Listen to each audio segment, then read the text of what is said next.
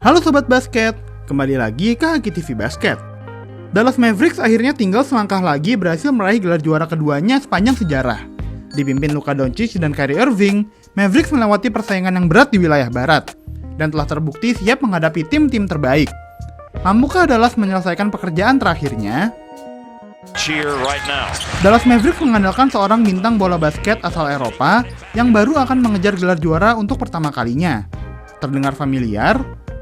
Musim 2023-2024 mungkin telah menjadi musim terbaik untuk Luka Doncic sepanjang karirnya, dan bisa menjadi lengkap jika berhasil meraih gelar juara NBA untuk pertama kalinya. Butuh 6 musim untuk Mavericks bisa memaksimalkan potensi mantan pemain Real Madrid tersebut, dan usaha tersebut membuahkan hasil pada 2024. Doncic untuk pertama kalinya berhasil memimpin perolehan poin dalam semusim di Liga, mencetak 33,9 poin per game pada musim 2023-2024. Pemain asal Slovenia tersebut juga menjadi salah satu dari kandidat NBA MVP, serta terpilih ke All-NBA First Team 2024, pemilihan kelimanya secara beruntun sejak 2020 lalu. Tak ada lagi yang meragukan kemampuan individu Doncic, namun efeknya bersama Mavericks cukup sering dipertanyakan. Apakah bisa Doncic membawa Mavericks melaju lebih jauh lagi? Mavericks akhirnya mendatangkan point guard veteran, Kyrie Irving, pada tengah musim 2022-2023, menjadi duet yang dinantikan bersama dengan Doncic. Banyak pertanyaan soal apakah keduanya bisa cocok, lantaran baik Doncic maupun Irving adalah dua playmaker yang sama-sama bermain lebih banyak mengendalikan bola.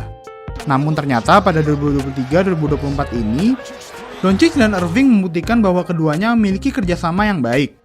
Kyrie menerima sepenuhnya bahwa Mavericks akan bermain dengan Doncic sebagai pilihan utama, dan Doncic merasa lebih tenang mengetahui seorang point guard mumpuni menjadi partnernya.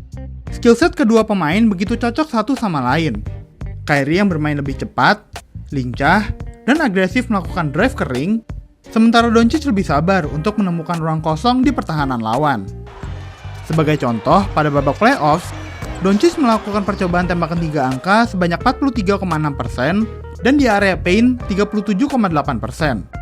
Sebaliknya, Irving lebih banyak melakukan percobaan tembakan di area paint, yaitu sebanyak 46,5% dan tembakan 3 angkanya di 35,7%. Duet ini bukan lagi sekedar siapa nomor 1 atau nomor 2 di Mavericks, namun dua partner bintang utama yang sama-sama dibutuhkan bergantung dengan situasinya. Well, both of them are on the floor now. And here's Gafford. Welcome to Dallas. Jika membicarakan soal siapa dari roster asuhan Jason Kidd tersebut yang bisa menjadi faktor X dalam setiap pertandingan, maka ada beberapa nama yang dapat menjadi jawaban. Di area paint, Mavericks memiliki dua big man yang begitu bersinar selama babak playoff ini, dan keduanya merupakan debutan dalam roster Dallas ini. Derek Lively II merupakan rookie yang dipilih pada NBA Draft 2024 dengan urutan ke-12. Sementara Daniel Gafford baru didatangkan ke Dallas melalui trade bersama Washington Wizards. Kedua big man ini menjadi senjata ampuh bermain dengan dua bintang Mavs, yaitu Doncic dan Irving, dengan kemampuan Lively dan Gafford dalam situasi pick and roll. Tak jarang dalam play pick and roll yang dijalankan oleh Doncic, baik Lively maupun Gafford dapat menyelesaikan operan yang diberikannya menjadi dunk, memanfaatkan kelincahan mereka di area paint. Selain Lively dan Gafford, PJ Washington juga menjadi pilar penting Mavericks, terutama dalam menjalani babak playoff yang berat ini.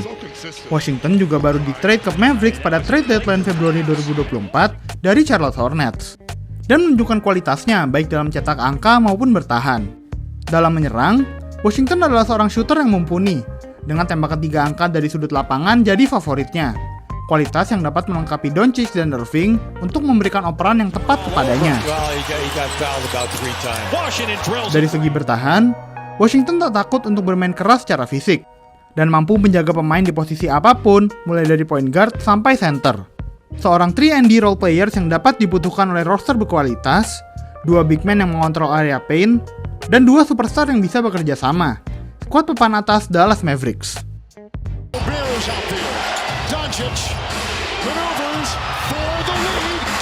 Mavericks pun membuktikan bahwa mereka sudah siap melawan tim apapun, menghadapi ujian seberat apapun pada babak playoff 2024. Jalan yang mereka lalui jauh dari kata mudah. Dimulai dari menundukkan super tim Los Angeles Clippers yang diisi 4 bintangnya, yaitu Kawhi Leonard, Paul George, Russell Westbrook, dan James Harden dalam 6 pertandingan. Lolos ke babak kedua, Mavericks sudah ditunggu oleh tim muda yang menjadi salah satu yang terbaik di NBA, yaitu Oklahoma City Thunder yang menempati posisi pertama klasemen wilayah barat. Seri berlangsung sangat sengit. Hingga game kelima, tidak ada yang meraih 2 kemenangan beruntun, selalu berganti pemenang di setiap gamenya. Unggul 3-2, baru pada game ke-6, Mavericks berhasil menumbangkan Thunder dan dapat lolos ke final wilayah barat untuk kedua kali dalam 3 tahun terakhir. Di final wilayah barat, Mavericks menghadapi Minnesota Timberwolves, tim dengan pertahanan terbaik di NBA musim 2023-2024, dan baru saja mengalahkan juara bertahan Denver Nuggets. Melihat perjalanan yang dilalui, banyak yang memfavoritkan Wolves melaju ke babak selanjutnya, menghentikan langkah Mavericks di babak playoffs. Namun yang terjadi justru sebaliknya.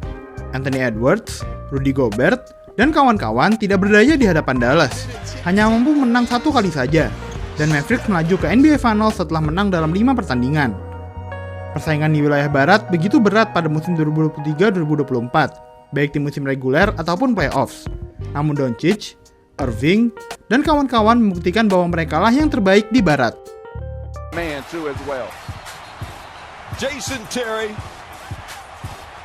Dallas Mavericks memang lebih banyak diisi pemain-pemain muda, atau mereka-mereka yang baru akan pertama kali mencicipi atmosfer NBA Finals, termasuk sang bintang Luka Doncic. Namun Mavericks juga memiliki pemain serta pelatih yang sudah berpengalaman ada di fase ini, dan dapat menjadi mentor untuk rekan setimnya. Menghadapi Boston Celtics akan menjadi laga balas dendam dan reuni untuk Kyrie Irving, yang pernah mengenakan seragam khas warna hijau tersebut selama 2 tahun. Karir Irving di Boston secara individu tergolong cukup baik.